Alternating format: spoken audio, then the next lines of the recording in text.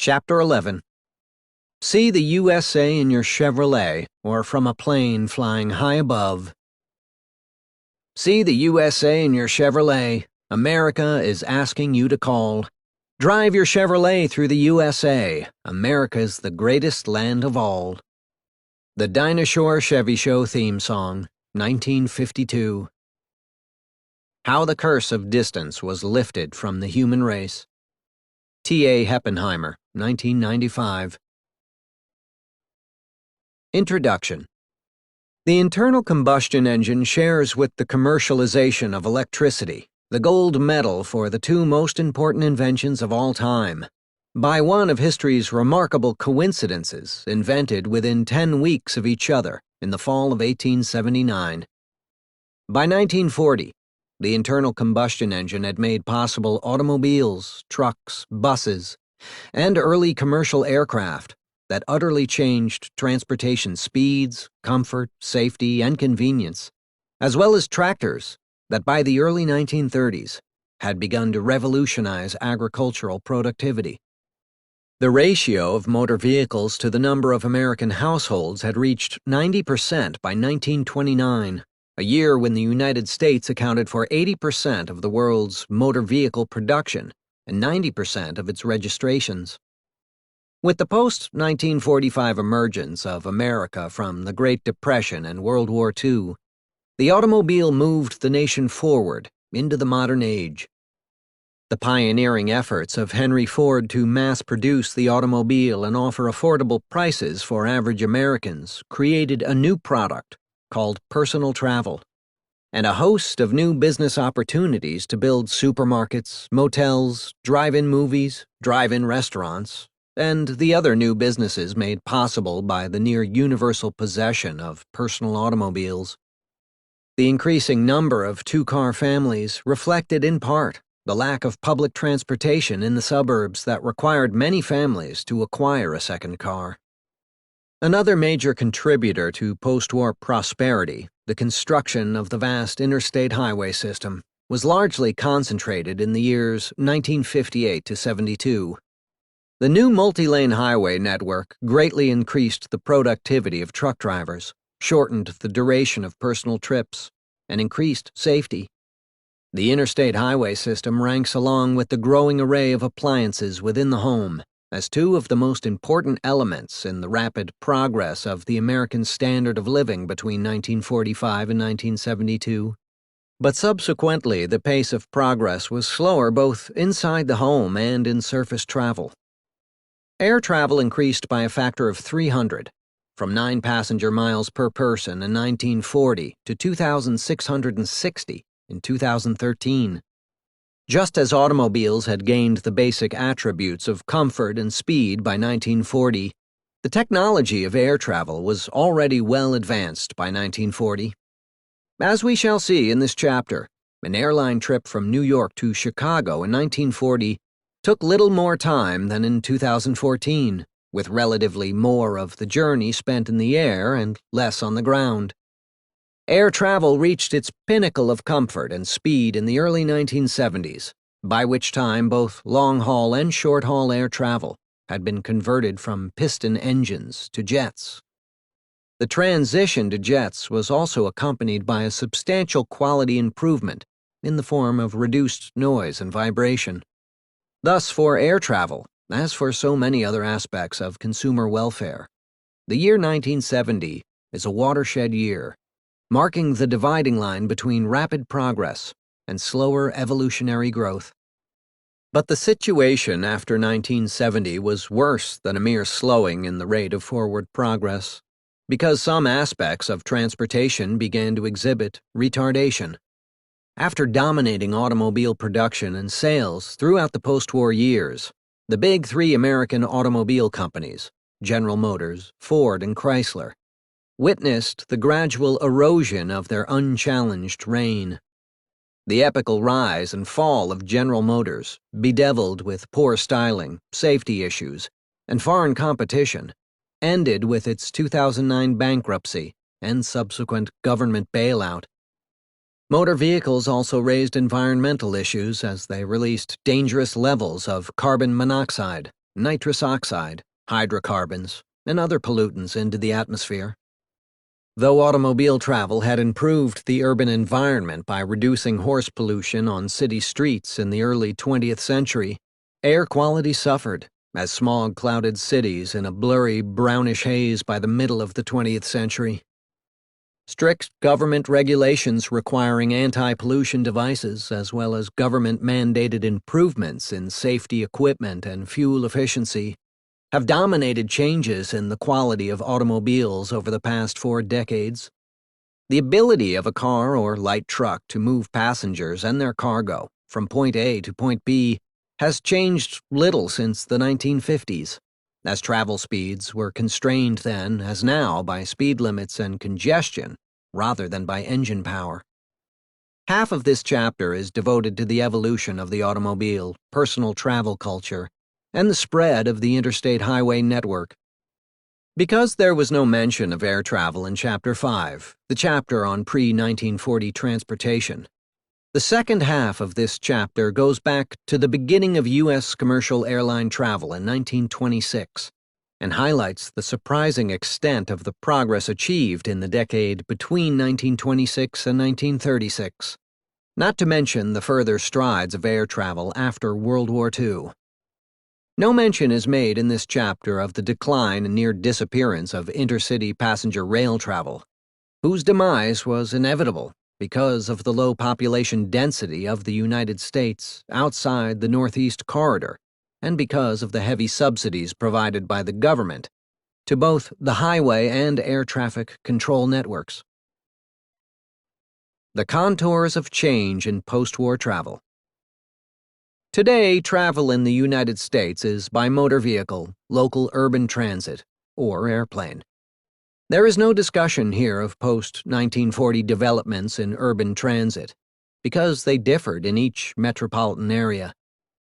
Everywhere there was the early post-war replacement of the streetcar by the bus. Several areas, particularly Atlanta, Washington, and San Francisco, benefited by the development of entirely new heavy rail rapid transit systems, whereas light rail systems emerged in cities such as Dallas and Denver that previously lacked any type of fixed rail urban transit. Table 11.1 exhibits the history of motor vehicles per household. Trucks must be included, for consumers increasingly turned from automobiles to light trucks after 1970. One of the most surprising facts in this book, reported in Chapter 5, is that starting from 0 in 1900, there were already 89 motor vehicles per 100 households, as early as 1929. The table traces total registrations per household for every 20 years, between 1910 and 2010. After the sharp leap from 2 to 89 in 1930, the ratio increased modestly to 113 in 1950, and then jumped to 171 in 1970. Thus, the decades of the 1950s and 1960s are those when two-car households became common. Subsequent increases in the vehicles per household ratio were modest, to 202 in 1990, and then to 207 in 2010. Thus, the great transformation of America to a motorized society was essentially over by 1970, another metric by which the early 1970s mark a dividing line between rapid and slower progress. Figure 11.1 plots vehicle miles per person for motor vehicles and passenger miles per person for railroads and airlines on a log scale that extends from 1 at the bottom to 10,000 at the top. To the extent that most vehicle trips are taken for work or shopping involving only one occupant, the 3 lines in the chart are comparable. Vehicle miles per person steadily increased, but the growth rate diminished as vehicle travel became a necessity that was little changed after 1950, both in its ability to perform its basic function of transporting a passenger and cargo from one place to another, and in its relative price.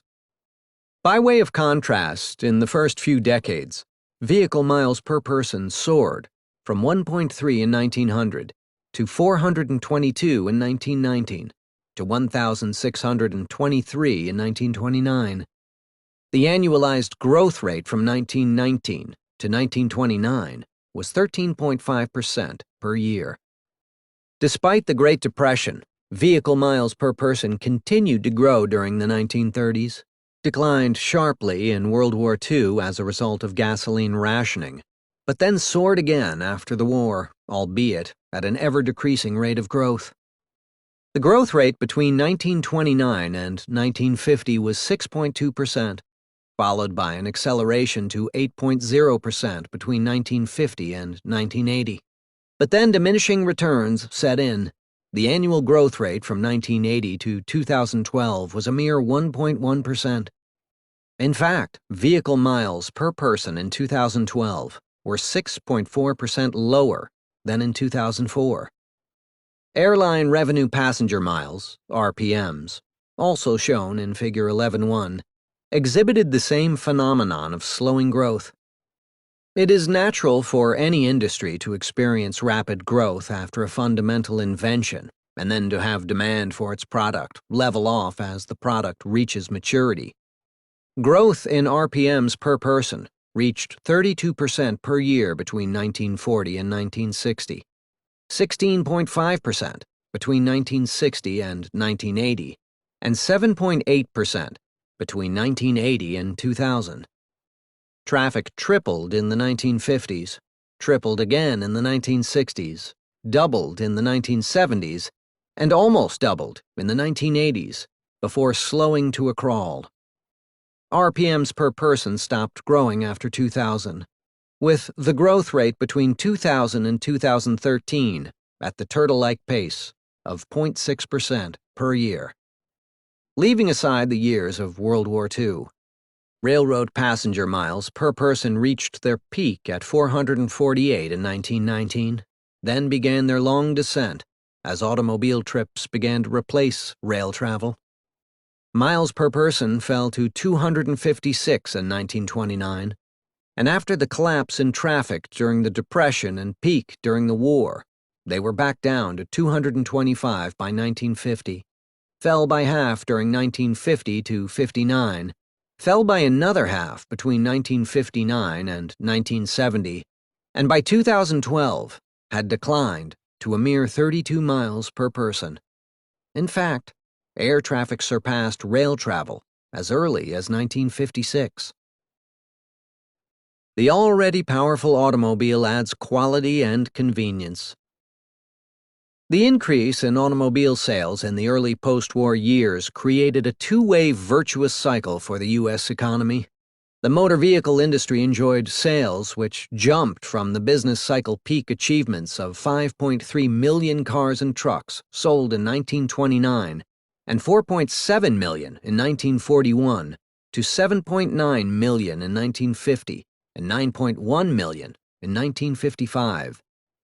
The ability to achieve a near doubling of automobile production between 1941 and 1955 attests to post-war benefits conferred by the large additions to plant capacity, made possible by federal government plant expansion expenditures during World War II, discussed in Chapter 16. This rapid expansion in motor vehicle production and sales fueled rapid growth in productivity and GDP.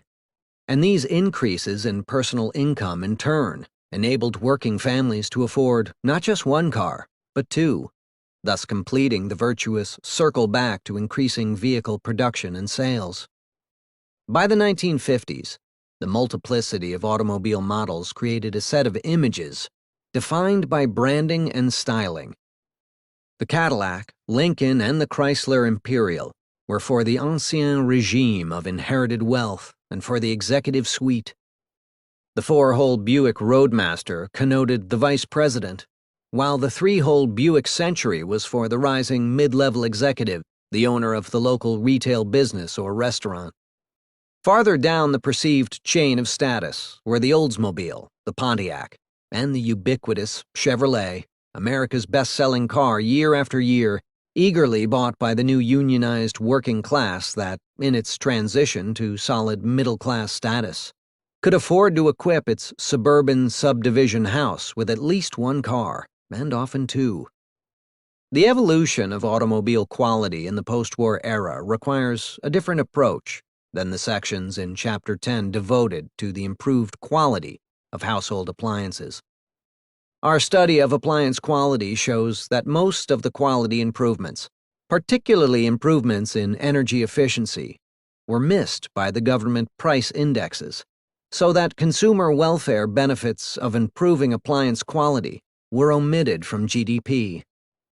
The ratio of omitted benefits to those included in GDP was unity for refrigerators, double for room air conditioners, and as we shall see in Chapter 12, a ratio of 10 or more times for television sets. But the official price indexes for automobiles were compiled differently, for automobiles were treated as a special case. Each year, officials of the Consumer Price Index, CPI, obtained from Detroit the estimated value of quality improvements, including each individual item, such as the cost of installing seat belts or a heavier and more crash-resistant bumper. It is not surprising that because of the greater attention to measuring the quality change of automobiles, the price of automobiles increased much more slowly than the overall rate of inflation. Figure 11.2 displays since 1960 the price deflator for new motor vehicles relative to that of all consumption goods and services. Over more than half a century between 1960 and 2014, the relative price fell by more than half, but its decline occurred at an irregular pace.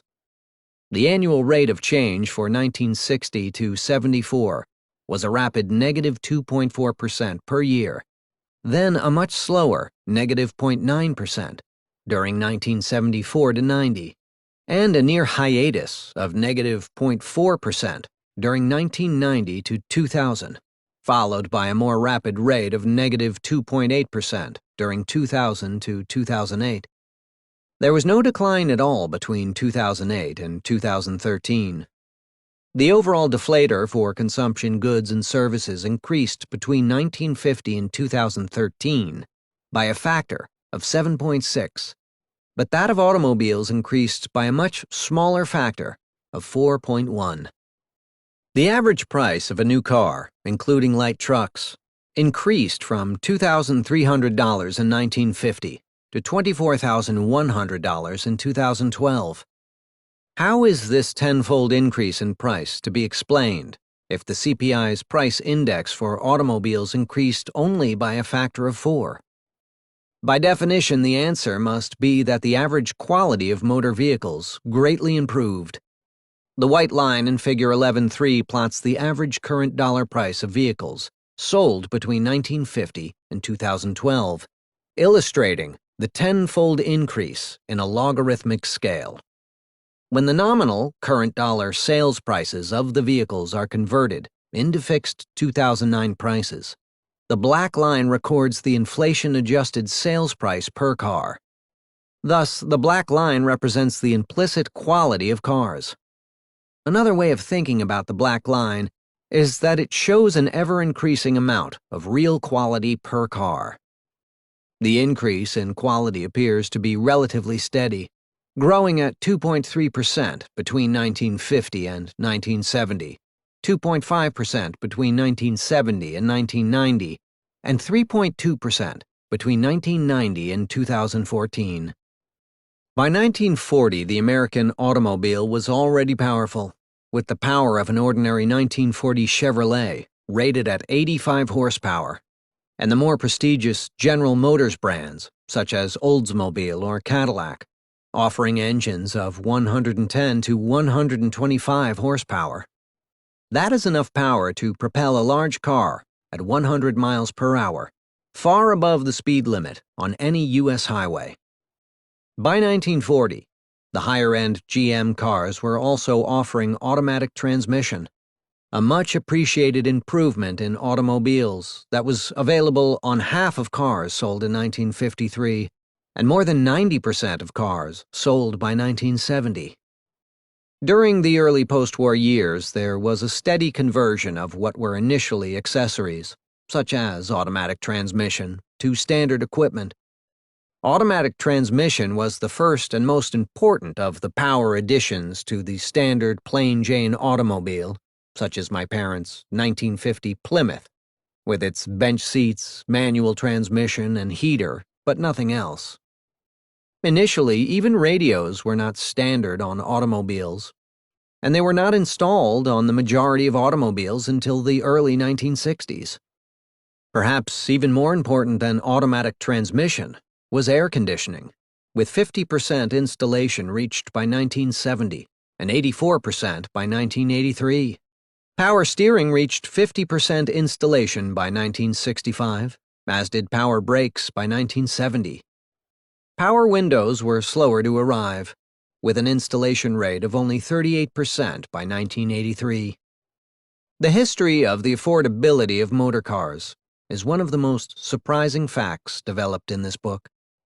Henry Ford's 1923 Model T had a total price of $265, only 11% of current dollar per household consumption expenditures in that year. My parents' 1950 Plymouth, with a price of $1,520, was a much higher 33%.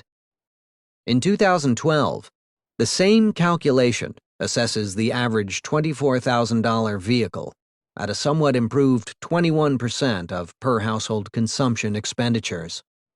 Despite the multi-fold increase in the American standard of living since 1923, it may come as a surprising revelation to learn that the Model T Ford was twice as affordable relative to the incomes of that day, as is today's typical motor vehicle.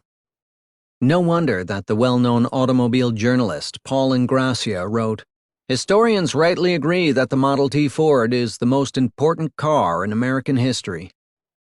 If this seems a paradox, it can be easily resolved by pointing to the very low quality of the Model T by present standards. For most of its production run, it had to be hand-cranked, was available only in one color, black, and had a flimsy body and an engine with a mere 20 horsepower. Still, though, it provided a far superior alternative to the horse, and it was supremely affordable. The mass production methods that Ford developed in the decade 1913 to 23 were among the essential elements that made possible the surge of productivity between 1920 and 1970 that, among other benefits, was essential in the victory of World War II, as well as in achieving post-war prosperity. An important reason why the price index for automobiles increased so much more slowly than that for overall consumer expenditures was that the CPI procedures treated all government-mandated rulings as representing an increase in automobile quality. Not only were the seatbelts and airbags valued as quality improvements at whatever the automakers reported they cost to add to each car, but so was the anti-pollution equipment that the government forced firms to add to vehicle engines as early as 1967.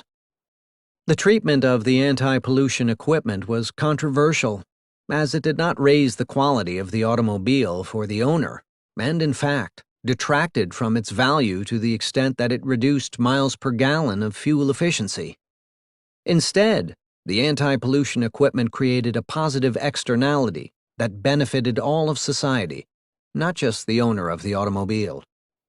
Between 1967 and 1985, the CPI methodology led to the result that automobile quality had increased by 56%. Of this, 12% was the result of safety devices, 25% of anti-pollution equipment, and another 12% of other changes, such as making automatic transmissions or power steering standard on some models. By comparison, our implicit quality index over the same period increases in Figure 11.3 by a similar 66%. We conclude that almost half of the CPI's measure of improvements in automobile quality during that period was the result of environmental regulations that did not directly benefit those who purchased the automobiles. There is no doubt that the 1970 Clean Air Act ultimately succeeded in greatly improving the nation's air, and, for instance, dramatically reduced the incidence of smog in the Los Angeles basin. But the decision to treat this as an increase in the quality of a motor vehicle instead of more general government infrastructure spending remains a dubious choice by the government statisticians. Automobile fuel economy, safety, and reliability.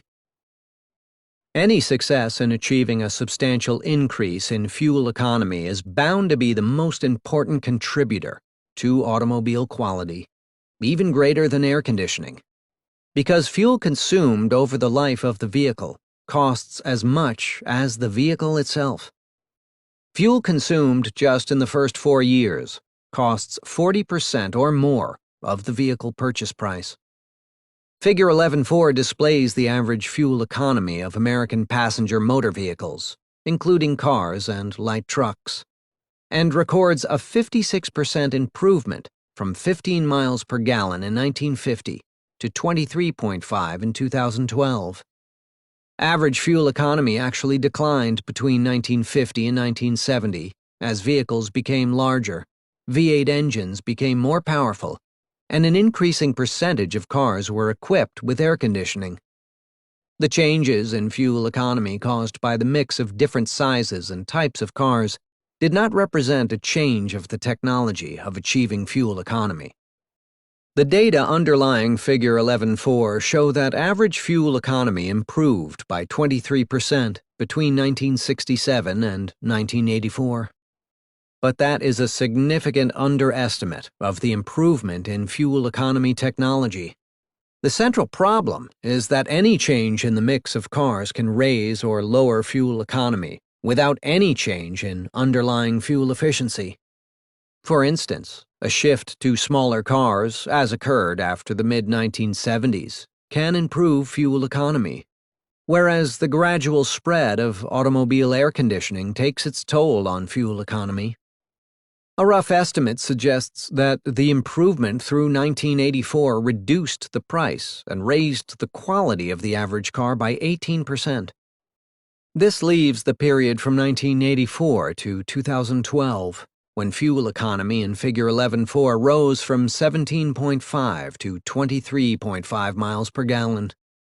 The resulting reduction in the price and increase in the quality of the average car was 12%, leading to a cumulative improvement in quality from 1967 to 2012 of 35%. The increase in the implicit quality of passenger motor vehicles from 1950 to 2012, shown in Figure 11.3, which excludes the effect of fuel economy, is by a factor of 3.7. When we include the value of improved fuel efficiency, the cumulative increase in quality is by a factor of 5.6. How does this improvement in quality compare with developments before 1940, which witnessed the transition from the 7-horsepower 1906 Oldsmobile to the much more powerful and substantial cars of the late 1930s? Our crude quality index displayed in Table 5.2 increases between 1906 and 1940 by a factor of 2.5. Multiply that by the post-war improvement by a factor of 5.6, and we reach the conclusion that today's average vehicle has 14 times the quality of the 1906 car. The history of quality improvement is shown in Figure 11.5 for all attributes excluding the value of improved fuel economy. In today's prices, the quality of a motor vehicle is increased further from the $23,000 value shown in the chart for 2012 to $34,000 when we include the dollar value of improved fuel economy. Even in recent years, light vehicles have continued to add features such as anti-lock brakes, side impact airbags, keyless entry, a backup camera, a satellite radio, and others. Another dimension of improvement in the quality of automobile travel is the rapid rate of decline in vehicle fatalities per mile traveled experienced since the birth of the automobile industry. As shown by Figure 11.6, fatalities per 100 million vehicle miles have declined steadily from a peak of 45 in 1909 to a trough of 1.1 in 2012. The decline in the fatality rate between 1909 and 2012 evolved at an outstanding annual rate of negative 3.6% per year, or negative 36% per decade. Better constructed and more reliable cars deserve some credit.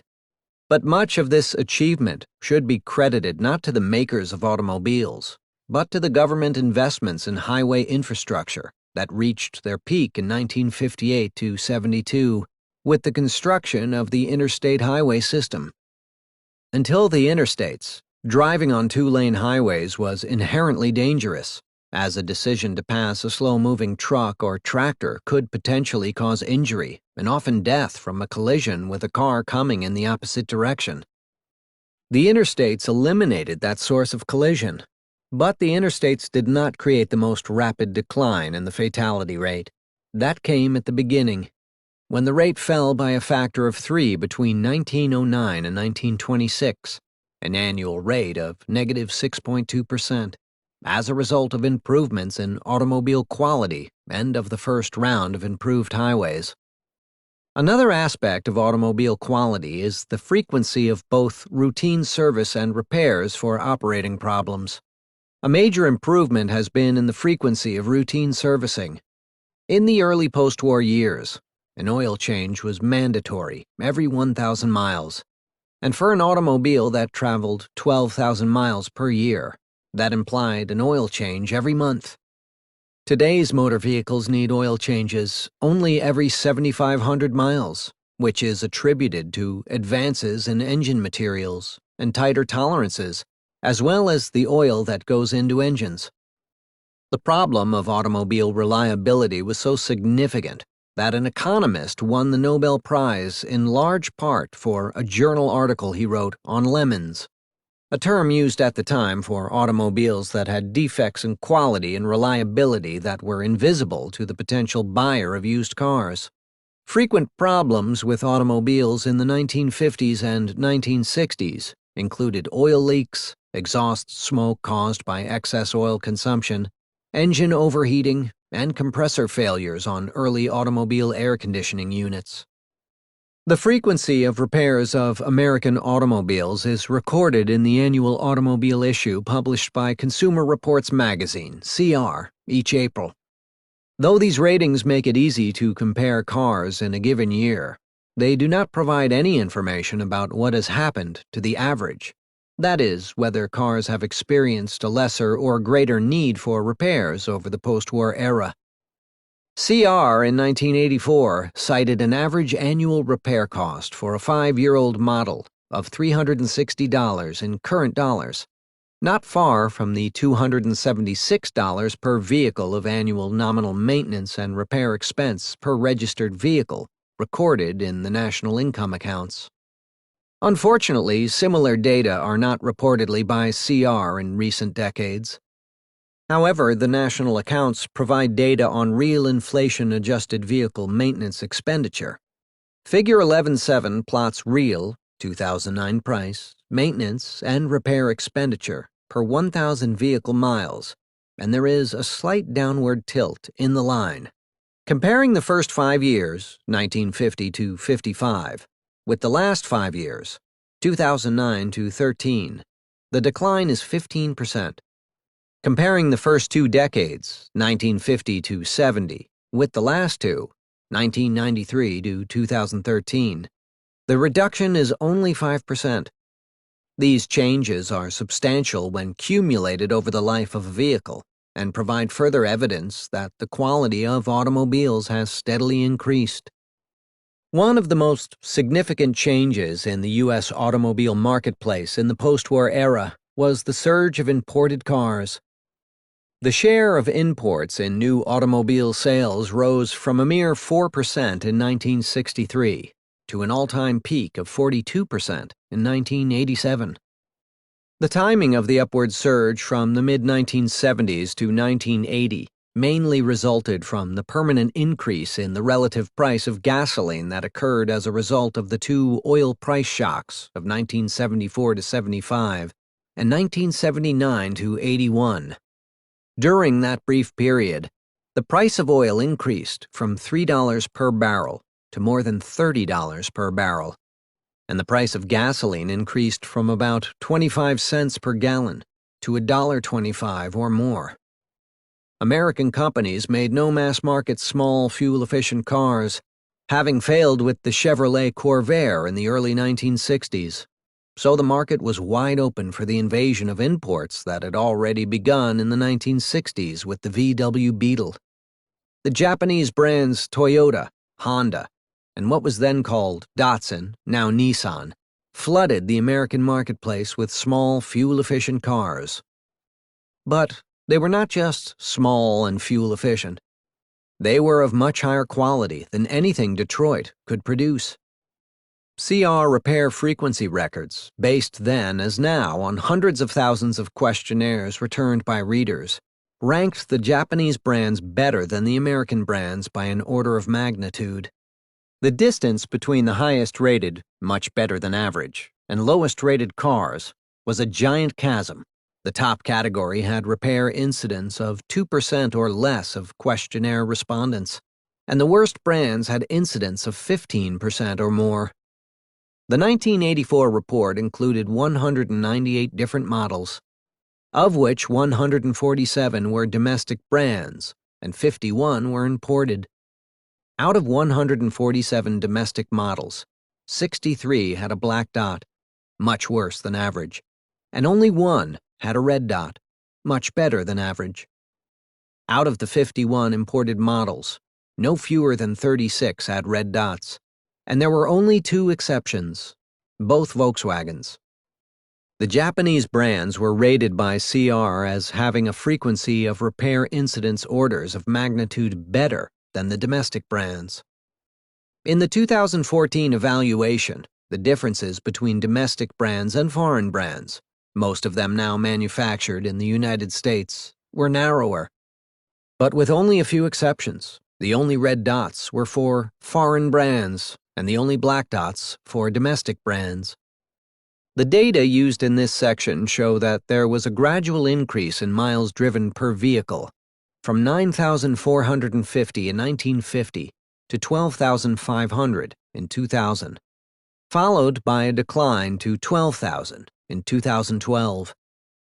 The recent decline reflects a change in lifestyles that needs to be taken into account, because a decline in miles traveled per vehicle does not necessarily indicate a decline in the standard of living.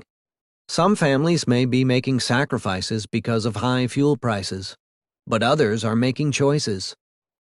The fraction of those aged 16 to 24 who have a driver's license declined from 82% in 1983 to 67% in 2010. An important new development is the increased allure for young people who are marrying and having children later in life of living near the urban center to attach to a community of educated youth, for the restaurants and cultural life, and to be near jobs, which in some of the leading cities are increasingly concentrated downtown, including Boston, New York, Chicago, and San Francisco. Notably, motor vehicle miles per person in 2012 were no higher than in 1997. The interstate highway system brings speed and safety. When newly elected President Dwight D. Eisenhower took office on January 20, 1953, the United States found itself at a critical historical juncture. In the decade following 1947, Americans purchased 30 million new cars. These automobile owners were desperate for improved roads and highways upon which they could drive their new vehicles. Eisenhower was the ideal president for understanding the conditions of American roads.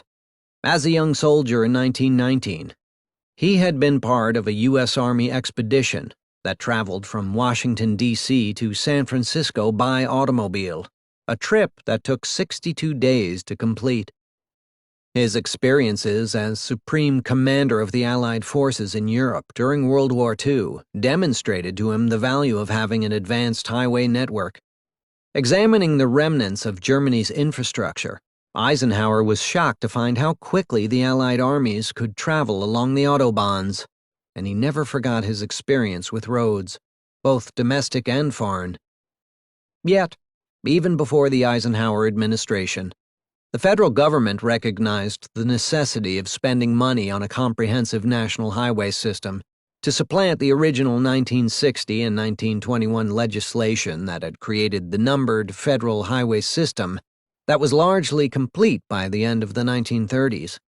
In 1944, Congress passed the Federal Aid Highway Act, which designated 40,000 miles to be included in a new national interstate highway network. Despite the efforts of President Harry Truman, the implementation of an interstate highway network was pushed aside by the post-war financial demands of the Marshall Plan, the GI Bill, and the Korean War. Comprehensive planning to organize construction of a united network of superhighways and to manage the logistical and financial constraints would be left for the attention of President Eisenhower. By the mid-1950s, government officials had developed a detailed blueprint for the monumental system of limited-access highways spanning more than 40,000 miles. One of the highways in particular, the Pennsylvania Turnpike, would be a shining example of what American roadways could become. Born out of New Deal public works programs, the Pennsylvania Turnpike was completed in August 1940. Covering a 160-mile stretch of rough Pennsylvania terrain, from Harrisburg to Pittsburgh.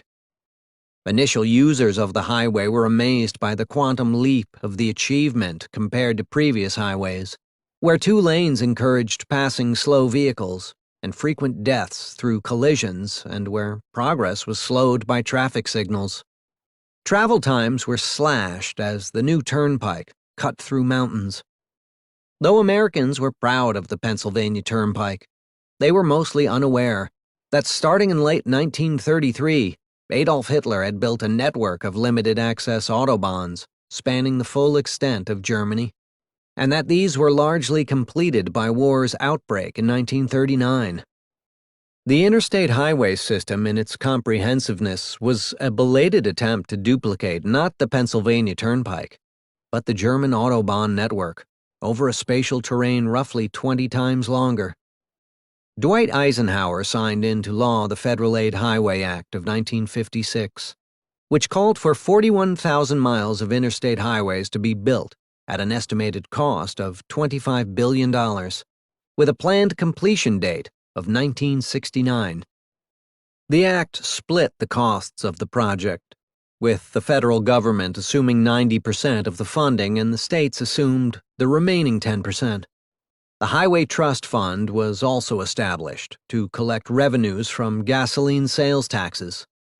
From the moment of this mandate, the interstate highways were put on firm fiscal ground. The idea to funnel federal sales taxes on gasoline into funding the highways efficiently allocated the costs of the highways to the automobile owners, who were most frequent users. Figure 11.8 displays federal highway spending expressed as a ratio to potential GDP. There is a clear bulge upward in the ratio during the peak years of interstate construction during 1955 to 70, when the ratio was roughly double the level of spending after 1970. But even the peak years of interstate construction did not match the ratio for highway spending in the 1920s and 1930s. Almost as soon as the first concrete slabs were laid, an immediate economic impact spread across a variety of domestic industries. Research confirms the substantial boost to business productivity created by the interstates during the 1950s through the 1970s. Of the 35 industries examined, all but 3 experienced significant cost reductions because of more versatile and cheaper transport. Another study estimated that interstate highway spending contributed to a 31% increase in American productivity during the 1950s, and then a subsequent 25% increase during the 1960s. But the productivity effect dwindled to a mere 7% in the 1980s. Though these numbers are too large to be plausible, the extent of the economy-wide productivity growth slowdown in the 1970s and 1980s is consistent with the theme of this chapter. that the contributions of transportation technology and infrastructure to economic growth slowed substantially after 1970. The interstates did not extend from coast to coast or from north to south all at once.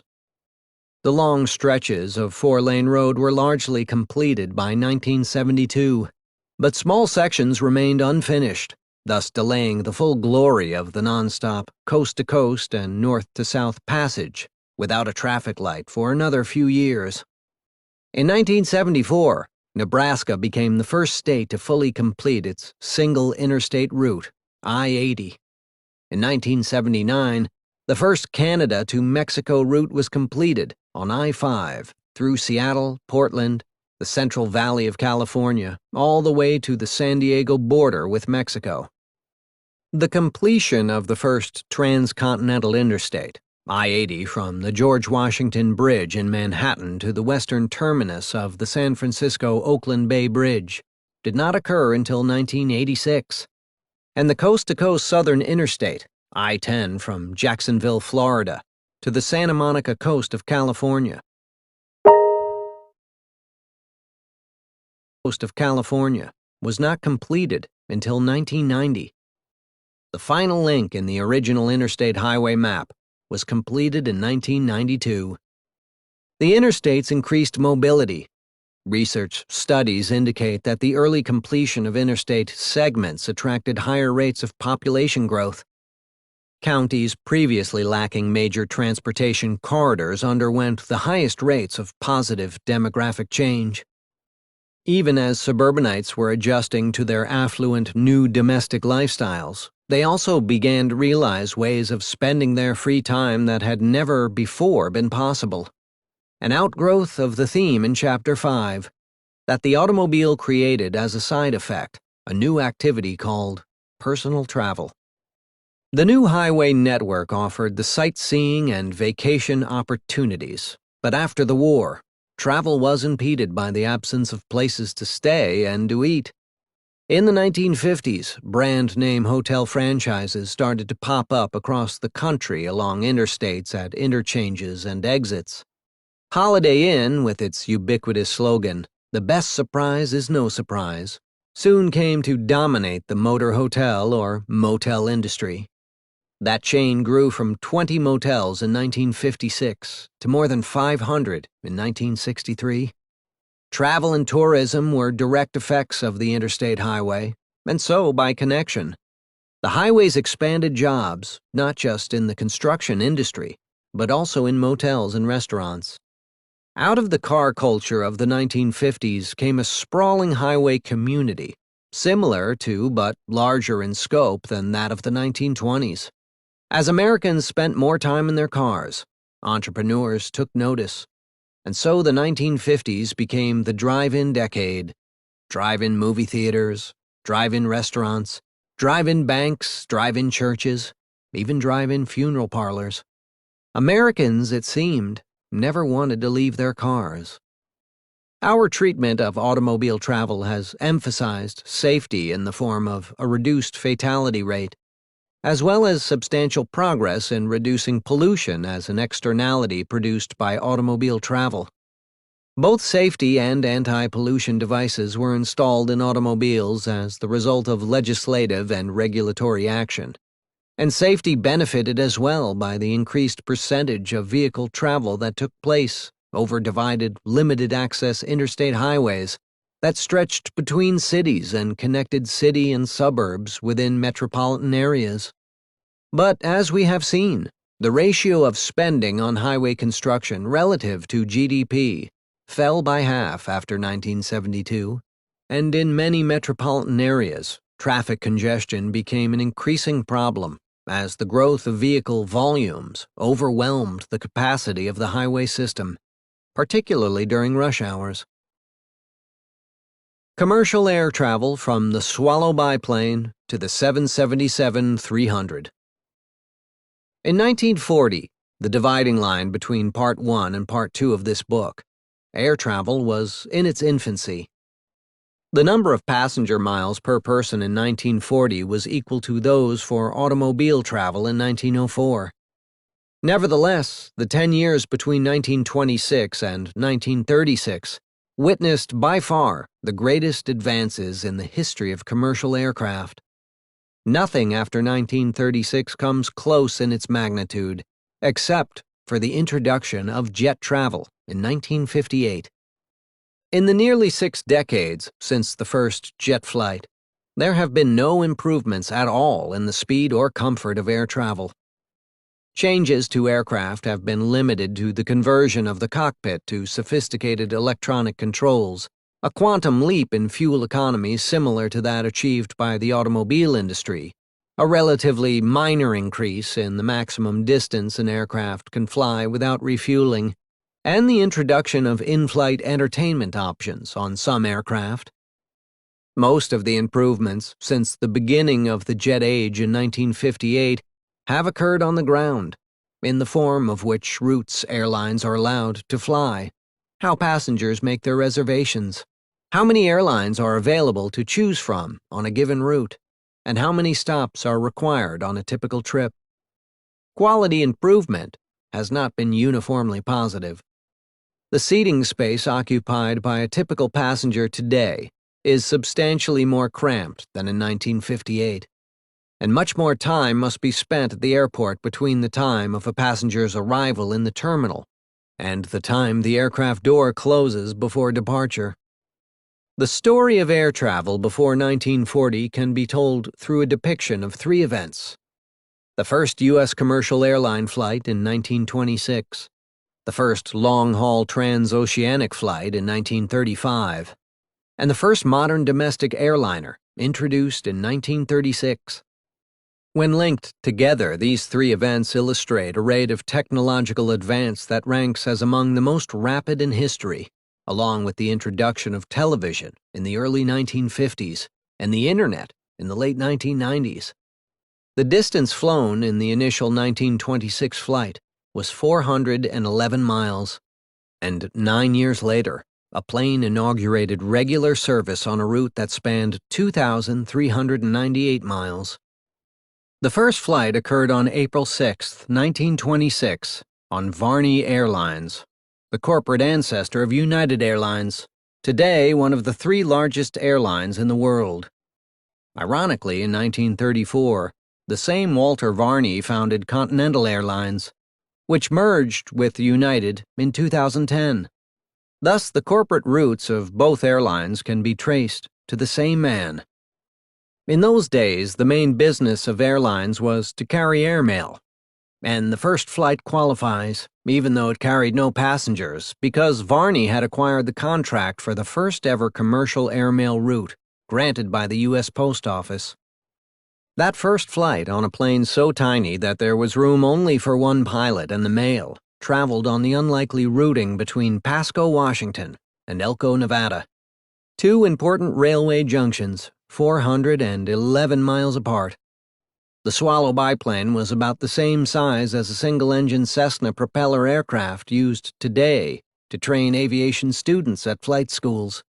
It was 5:30 a.m. on April 6th in Pasco, where reporters, photographers, post office officials, and a crowd of 2,500 people gathered to watch the pilot, Leon Cudback, prepare for the epical flight.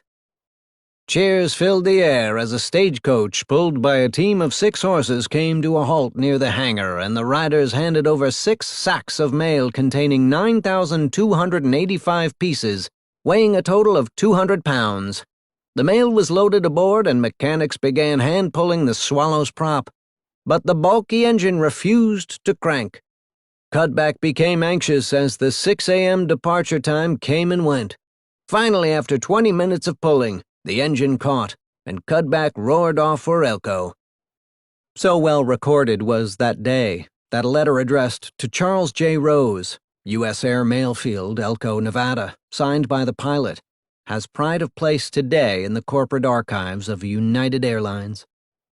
Now let us flash forward 5 years to November 19, 1931, in an event involving Charles Lindbergh, just 4 years after his solo transatlantic flight, the first ever made, had made him the most famous man in the world. Lindbergh was sitting in an airport lounge with Igor Sikorsky, a Russian immigrant best known for inventing the first viable helicopter in 1939. Together, the two men began preliminary sketches on the back of a menu as they envisaged the plane, to be called the Sikorsky S-42, that 4 years later would fly the first nonstop service from San Francisco to Honolulu, 2,400 miles away.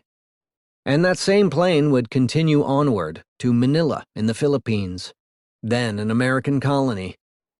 Through a curious victory of necessity birthing invention, aircraft designers somehow figured out how to achieve that range at a time when the newly introduced DC-3 carried only 21 passengers and could fly only as far as New York to Chicago.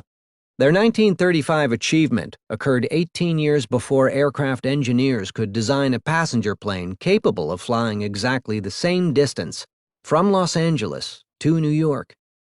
Not surprisingly, this feat inspired the imagination of a beleaguered America suffering from 20% unemployment during the Great Depression. The first flight was set for November 22, 1935.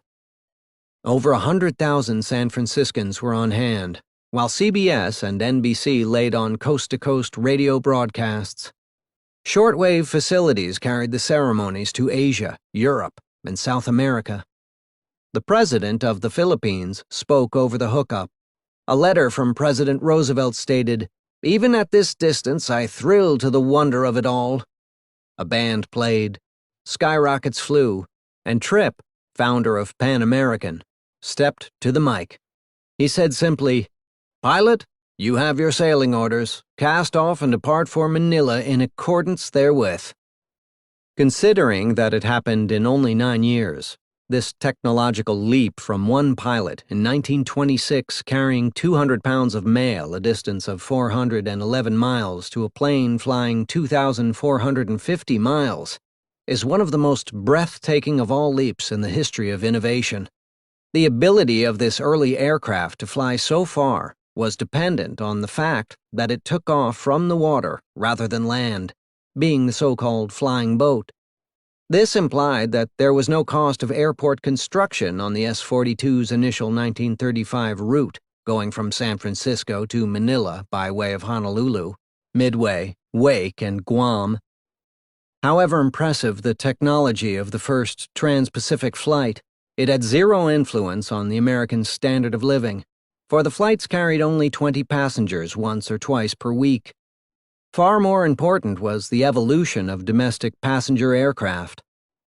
Technological change was so rapid that the most capable plane of its time, the 9-passenger 1929 Ford Trimotor, was eclipsed in 1933 by the 14-passenger 2-engine Boeing 247. The Boeing was the most advanced aircraft of its day and was capable of flying from New York to Chicago, with a 15-minute stop for refueling in Cleveland in 5.5 hours. But this achievement was soon eclipsed by the Douglas DC-3, the speed and range of which revolutionized the air transport industry. It was jointly conceived by Donald Douglas and C.R. Smith, the president of American Airlines, which operated its first flights, departing simultaneously from Newark to Chicago and from Chicago to Newark on June 26, 1936. The DC-3, which could carry 21 passengers in seats or 14 passengers in sleeper beds, popularized domestic air travel. With 3 refueling stops, eastbound transcontinental flights could cross the country in only 15 hours. For instance, a passenger could leave Los Angeles after work and be in New York in time for lunch the next day.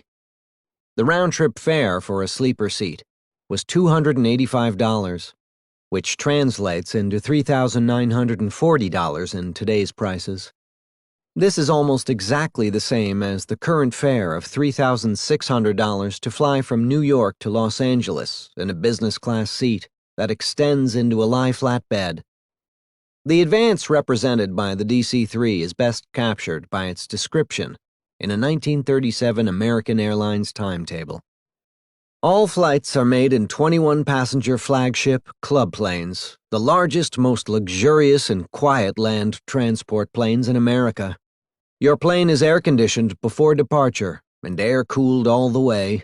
Your deep lounge chair brings real relaxation. The journey is short. Read a magazine, chat a while, smoke, take a nap, and then eat a delicious complimentary meal. You arrive feeling as fresh and clean as when you left home. The timetable also provides the surprising information that the round-trip price of $1,182, corrected for inflation 1937 to 2014, was less than the price of the fastest train, $1,185. And an internet search in September 2014 reveals the remarkable fact that a comparable seat cost $1,179. We can make further comparisons of the quality of air travel in 1936 versus 2014. The timetable mentions smoking, which was allowed on commercial aircraft for almost the entire history of the airline industry. Smoking was not banned until 1998. The saving of time might appear to be a major advantage of modern aircraft, but that is deceiving. The scheduled New York to Chicago flight time in 1936 was 3 hours, 55 minutes, versus 2 hours, 35 minutes today. But that includes only the time taken from gate to gate. In 1936, a passenger without checked baggage needed to be at the airport only 10 minutes before departure, and the gates were immediately next to the terminal entrance. Upon arrival in Chicago, taxis would be waiting 5 minutes from the gate, and one could travel downtown from the airport in Chicago in a chauffeured 12-cylinder Cadillac limousine for the equivalent of $10.50 in today's prices. In contrast, today's New York to Chicago trip is quite different. For those without bags, the fastest way to travel is to arrive by taxi. Though check-in is swift at an electronic kiosk, there is the risk of long lines at security checkpoints. A traveler with a noon flight to Chicago on American Airlines today would typically arrive by 11 a.m. to allow time for the unknown length of the security line and for the walk to the gate in time to board the plane, typically 20 minutes before departure. On the Chicago end, at least 10 minutes are needed for passengers to get from the middle of the plane to the front door. Then the walk from the gate to the taxi line would take between 5 and 10 minutes. Having arrived at the airport at 11 a.m., the traveler finally enters the taxi at 2:50 p.m. Eastern Time in Chicago. The trip in total has taken 3 hours and 50 minutes, exactly 20 minutes shorter than the 1936 trip. The civilian version of the DC-3 was produced between 1936 and 1941. Its price was $1.1 million per plane in the prices of 2014, much lower than the $15 million current price of the smallest available turboprop passenger plane, carrying 36 passengers, representing, respectively, prices of $52,000 and $416,000 per seat. Its production rate of 100 per year was the second highest in the history of the aviation industry, surpassed only by the Boeing 737 and its many versions produced from 1968 until now, 157 per year. But the production rate of any aircraft in history is dwarfed by the rate of production during World War II. The miracle of the home front between 1942 and 1945 is chronicled in Chapter 16. But few feats of World War II production can match that of the DC-3, which was renamed the C-47 Skytrain for military use. Total production of the C-47 during World War II was 10,000, or 2,900 per year. The DC-3 lives on today, which is not surprising, for a total of 10,600 were produced by 1945. They were ubiquitous on U.S. airlines in the 1950s, dominating short-haul air service between smaller cities. No one knows how many are in service today around the world, but they number in the hundreds, perhaps the thousands. They are popular in Africa because they can land on dirt runways. More than 10 are lined up every day at the airport in San Juan, Puerto Rico, because they are the most efficient way of flying cargo among the small Caribbean islands. The very aircraft, the flagship Detroit, that operated the first American flight from Chicago to New York, is owned by the flagship Detroit Foundation and often flies around the country to visit air shows. DC-3s are used everywhere because they are cheap. One can be purchased for $100,000. Their popularity 8 decades after the first flight demonstrates that the DC-3 is the best designed aircraft in aviation history. Its ruggedness is legendary. A common saying among pilots is that the only replacement for a DC-3 is another DC-3. Progress in the 8 decades since the first flight of the DC-3 is so gradual by comparison that it can be described briefly. Developed during the war, the 4-engine DC-6 began airline operations in 1946 and was capable of flying non-stop from Honolulu to San Francisco, the same route flown 11 years earlier by the 1935 Flying Boat. It increased the number of passengers from 21 to 54 and cut the elapsed time from Los Angeles to Chicago from 11.5 hours to 7.8 hours. Pressurization and the associated increase in comfort was lacking on the DC-3, but was present on the DC-6 and all subsequent aircraft. Even though nonstop service from Hawaii to the mainland had been achieved in 1935 and by 1948 Pan Am and United were each flying 4 daily flights on the route, there was a mysterious 7-year lag in developing an aircraft that could fly exactly the same distance from Los Angeles to New York. Finally, the DC-7 achieved that goal in 1953, spanning the nation in 7.8 hours, exactly half the time required by the 1936 DC-3. The Boeing 707 jet aircraft made its first flight in late 1958 and improved the quality of airline travel by eliminating the annoying vibration of piston engines. It was faster than piston planes, but not twice as fast, with an elapsed Los Angeles to New York time of 4.8 hours. However, the speed improvement represented by the jet aircraft was not permanent. Today's elapsed time for every airline flying between Los Angeles and New York is 5.6 hours instead of 4.8 hours. Technological change is normally measured by percentage change per year, and that percentage change is the greatest for the longest transcontinental routes. For the Los Angeles to New York route, the 1934 to 36 change from the Boeing B-247 to the DC-3 reduced elapsed time at an annual rate of 8.7% per year. From the 1936 DC-3 to the 1946 DC-6, reduced time at a rate of 7.3% per year. To the 1958 Boeing 707 reduced time at an annual rate of 4.0% per year.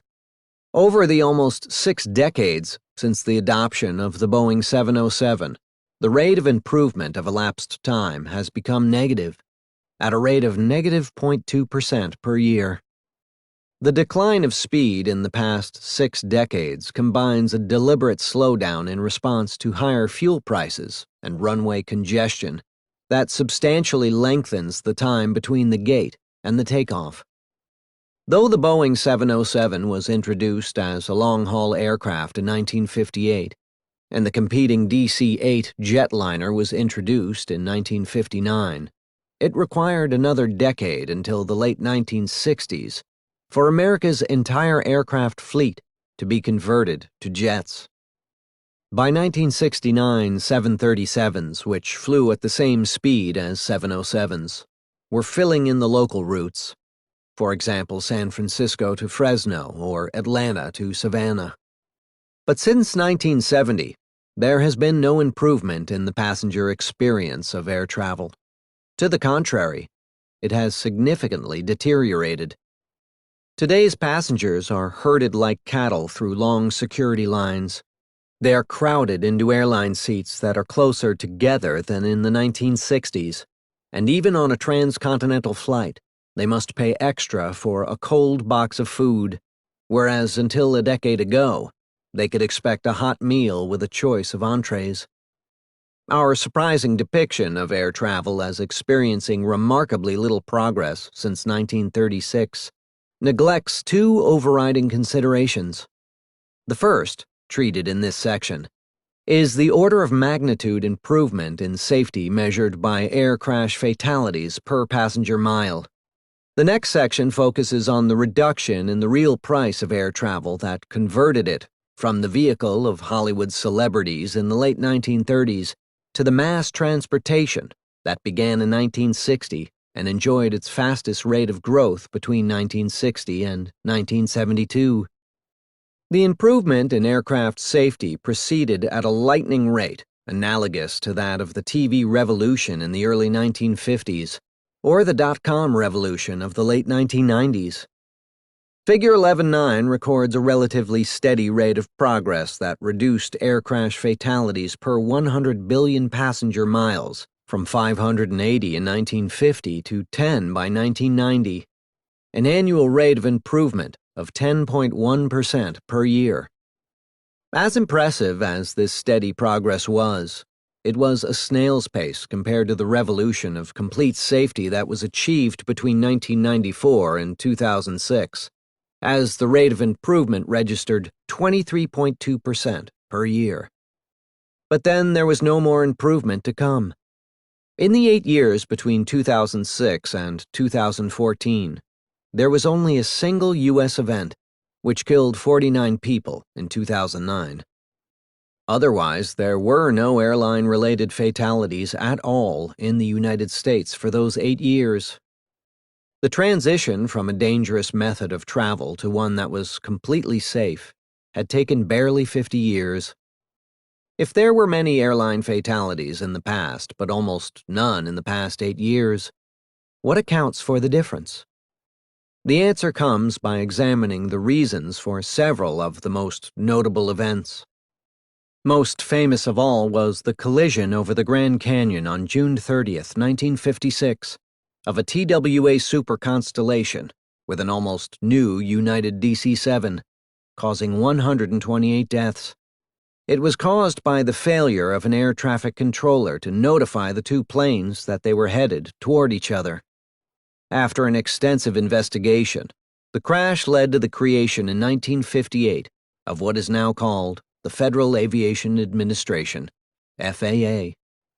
Soon, inadequate air traffic control faded away as a cause of airline fatalities, but still manufacturing and maintenance errors could be deadly. On May 25, 1979, an American Airlines DC-10, carrying 271 passengers and crew, dived into the ground immediately after takeoff from Chicago's O'Hare Airport.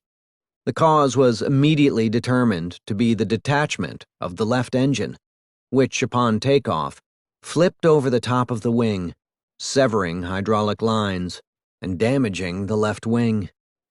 The ultimate cause was determined to be faulty maintenance procedures at American Airlines. Finally, on November 12, 2001, in an eerily similar incident, an American Airlines Airbus A300, immediately after takeoff from New York's Kennedy Airport, dived into the Queens neighborhood of Belle Harbor, New York. The cause was determined to be pilot error, as the pilot's aggressive use of the rudder caused the tail of the plane to snap off, and before the aircraft hit the ground, both engines had fallen off the wing. These three incidents, with their very different causes, inadequate air traffic control, faulty maintenance, and pilot error, appear to have taught airlines and aircraft manufacturers many lessons. To quote the title of Ralph Nader's famous book, air travel was initially unsafe at any speed, but now is safer than walking across the street. Airline prices and the initial promise of airline deregulation. In the history of the U.S. airline industry since World War II, one theme stands out: Air travel rapidly made the transition from a travel mode that was relatively dangerous and expensive to one that opened the world as an affordable destination for millions of Americans. In the words of the epigraph that opens this chapter, air travel lifted from the human race the curse of distance. In the 1950s, travelers to Europe still mainly traveled on ships, but the jet plane within a few years caused regular transatlantic ship travel to cease. By the end of the 1960s, most ocean liners were scrapped or converted to cruise ships. But surprisingly, the period of most rapid decline in the real price of air travel occurred before the first flight of a jet plane. As shown in Figure 1110, the price of air travel relative to other goods and services declined rapidly from 1940 to 1960, declined at a slower rate from 1960 to 1980, and has experienced no decline at all in its relative price between 1980 and 2014. The growth rate of passenger miles traveled has mirrored the rate of change of the relative price, except with the opposite sign, because lower prices stimulate the demand for any good or service. Comparing the initial decade 1940 to 50 with the average of the period 1980 to 2013, we see in Table 11.2 that the price and quantity measures mirror each other with opposite signs. By far the fastest annual rate of decline of the relative price, negative 8.1% per year, and most rapid rate of change of passenger miles traveled, 20.5% per year, occurred in the initial decade of 1940 to 50. The rates of change are much slower in the more than 3 decades since 1980, with no change in relative price and annual growth of passenger miles at a rate of only 2.9% per year. The 1960 to 1980 growth rate of 9.3% per year was sufficient for the passenger miles flown to increase by a factor of 8 between 1960 and 1984. During this period, miles flown grew by 100 billion per decade. After 1960, air travel transitioned from a luxury to a standard method of travel that most families experience at least once per year, and that many experience many times per year. Air travel allows college students to enjoy not only summer vacations in Europe, but also regular trips home for holidays and family events throughout the year. For many employees, air travel is a requirement for the job. At one extreme, most management consultants leave home early on Monday morning, fly to their client for the week, fly back Thursday night, and spend only each Friday in their office. College professors who are engaged in research and writing travel many times each year to annual meetings of the National Association in their field, and they present and discuss papers at numerous conferences and at invited seminars at other universities. If the speed and comfort of jet travel have not changed since the 1960s, then what has changed? The most important event of the jet age for domestic U.S. air travel was the deregulation of the airline industry, achieved in 1978 after decades of controversy. Until 1978, airlines could not fly where they wanted to fly and could not choose the price they charged to passengers. To take the case of Chicago, only United and Northwest could take passengers from Chicago to Seattle, and only American and TWA could take passengers from Chicago to Phoenix. About 30% of U.S. air travel required passengers to make connections, and most of these connections required passengers to change airlines. A passenger from Syracuse to Chicago could only fly on American, and onward travel to Seattle would require a lengthy walk from, say, American's Gate K9 to United's Gate E10. Moreover, all airlines were required to charge the same price, which varied only in proportion to distance. The routes and prices were controlled by a government agency, the Civil Aeronautics Board, CAB. Pressure for deregulation originated in American federalism itself. The CAB was authorized to regulate interstate air travel but had no control over intrastate air travel. For decades, intrastate travel within California was deregulated, beyond the reach of the straitjacket of CAB regulation.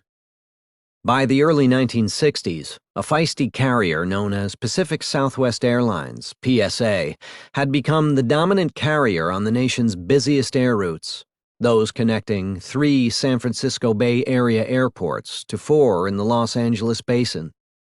In 1972, PSA operated 162 nonstop flights per day, with a total of 22,000 seats between Northern and Southern California. PSA was the poster child for deregulation, and the primary argument by the deregulation proponents was an academic paper on PSA written by an economist, Theodore Keeler. The airline business changed radically in the first few years after deregulation. Change came immediately in the route structure. Now American could fly to Seattle, and United could fly to Phoenix. Connections that required a change of airlines all but disappeared within a few years, and the idea that an airline could fly anywhere delighted passengers, but dismayed some airline employees who took for granted the route monopolies of the past. It soon dawned on airline executives that the ability to fly anywhere meant that an airline had to dominate its city, and that was achieved by large airlines merging with small carriers. A radical change, accomplished between 1986 and 1990. TWA absorbed Ozark to dominate St. Louis. Northwest absorbed North Central to dominate Minneapolis and Detroit. Even PSA, the poster child of deregulation, did not survive the 1980s, but rather was purchased by U.S. Airways, itself the creation of a merger between Allegheny and Piedmont Airlines. Industrial organization economists in the decade after deregulation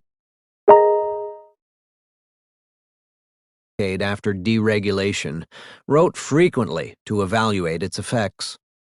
Critics claimed that nonstop routes had been abandoned and that passengers had been forced to make plane connections through hubs dominated by a single airline. Closer study, however, revealed that many more nonstop routes were added than dropped. Although deregulation was initially expected to lower airline fares, we can see in Figure 1110 that there was no change in the real price of airline travel in the decades after the 1978 Deregulation Act. Instead, there was an increase in the variance of fares, as airlines could now vary the price of a given seat in order to maximize revenue, charging lower fares to personal travelers able to book weeks or months in advance, and higher fares to business travelers, who often booked within a day or two before the flight. Increasingly, complex systems of managing airline fares, called yield management, devised other methods of charging higher prices to business travelers, including restrictions that required those buying the lowest fares to stay over a Saturday night at the trip's destination. However, the meaning of the price itself changed on Monday, May 1st, 1981, when American Airlines stunned the industry by introducing the first frequent flyer benefit plan, dubbed Advantage. Now each customer ticket purchase was linked to a frequent flyer plan number, and miles were added to a customer's mileage balance in proportion to the miles flown per flight. Competing airlines, such as United, were startled by the threat and scrambled to devise their own plans, which United announced on Thursday, May 4th. In the early years, the rewards were exceptionally generous by today's standards. For the price of one economy ticket and 50,000 miles, my wife and I flew on TWA in first class from Chicago to London and back in 1986. The heat of competition among the big airlines became hotter in 1984, when American invented the concept of an elite level, Advantage Gold. The benefit was enticing. In addition to earning miles, the Gold member was entitled to upgrade to any seat in the first-class cabin that was available 24 hours in advance for a modest fee equal to about $40 for a typical flight from Chicago to New York. Today, all airlines offer 4 or 5 levels of elite status, and some members reach milestones such as 1 million or 2 million miles. Since the mid-1980s, all airlines have had alliances with particular banks to offer credit cards tied to a customer's frequent flyer account. For instance, my Chase card automatically gives me 3 miles for every dollar spent on United flights, 2 miles for every dollar spent on gas and groceries, and 1 mile for everything else. The importance of the frequent flyer plans for any discussion of price and benefits of air travel for consumer welfare is obvious. It makes the dollar price of flights an inaccurate measure of the true cost of flights. The benefits are clearest for longer flights, such as the 2,500-mile flights between the West Coast and East Coast. 5 round trips are enough to earn a free 6th trip. That represents a price reduction of 18%, subject to the qualification that the free award trips are capacity controlled and are often not available for flights on the most popular days or times of travel. The decline in the quality of the consumer air travel experience. But the benefits for consumers of airline marketing innovation came to an abrupt halt when American, the same airline that had invented the basic idea of the frequent flyer plan in 1981, announced in 2008 that it would begin charging customers a fee to check a bag. That fee, initially $15, is now $25, and a second bag costs $35 extra. Consider a family member going on vacation in 2014 on a $400 round-trip ticket who is now charged $25 to check the bag going to the destination and another $25 coming back. That raises the price from $400 to $450. But the rise in price is higher than that, for airlines no longer provide complimentary food in flight. Whereas hot meals were routinely served in economy class until after the World Trade Center disaster of September 11, 2001, now customers must pay extra for food. If a family wants to eat anything on their vacation flight, which might be 3 hours or more, they would need to pay $8 each for a ham and cheese sandwich or chicken wrap. Now the round-trip price, which was $400 before 2008, is $466. Airlines now charge extra for their better seats.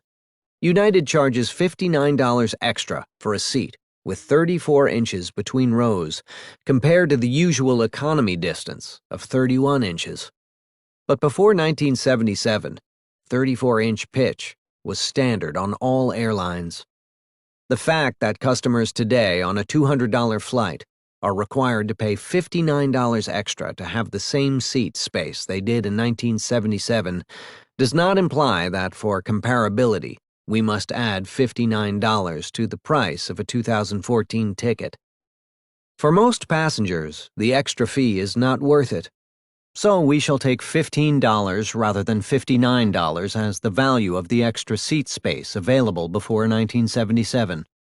This brings the round-trip ticket price up from $466 to $496. Compared to the basic ticket price of $400, the $496 represents an unmeasured price increase of 24% just between 2008 and 2014.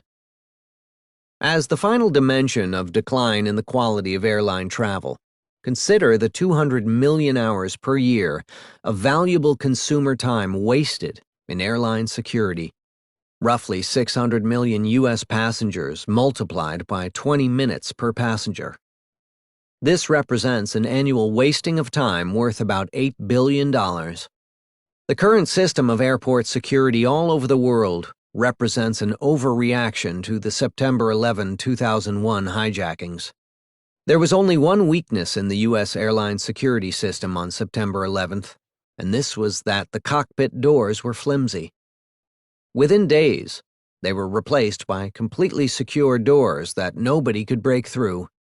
Although the security issue was completely solved within a week, 14 years later, billions of dollars per year of passenger time continues to be wasted in unnecessary additional security precautions. The pre-2001 security system, based on a quick walkthrough of an X-ray machine to check for guns and metal weapons, would be enough.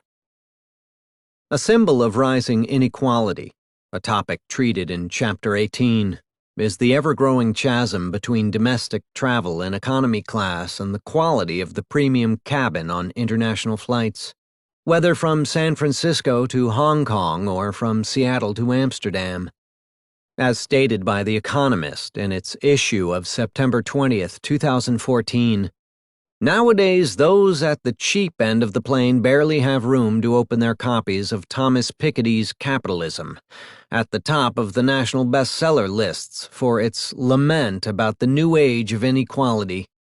Airlines keep cramming more bodies into economy class, while passengers, despite their moans, regard this as a fair trade-off for cheap fares. But in the front of the cabin, carriers have made seats as plush as first-class seats used to be a few years earlier. One exception to the discomfort of economy-class air travel is the spread of in-flight entertainment options. This has gone furthest for international travel, where on most airlines economy-class passengers can choose from a wide range of movie, audio, and game options, albeit from a small seat-back screen, half or less the size of the screens showing the same entertainment options in premium classes. On domestic flights, options range from a variety of live TV options on JetBlue and selected planes of several other airlines to no entertainment at all on Southwest.